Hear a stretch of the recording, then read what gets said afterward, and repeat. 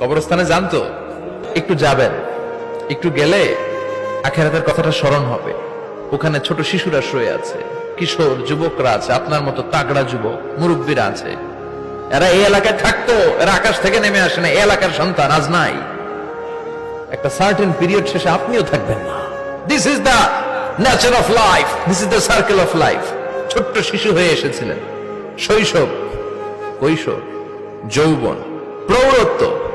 আগে ছিলেন সিঙ্গেল, বিয়ে করে হয়ে গেলেন ডবল।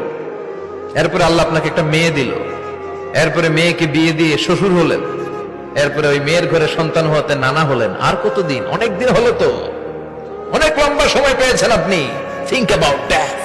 এবার যাওয়ার কথা ভাবেন, আখিরাতের সামানের কথা ভাবেন, ফিরে যেতে হবে। কি শক্তিশালী যুবক, বার্ধক্য চলে আসলে লাঠি ছাড়া চলতে পারে না।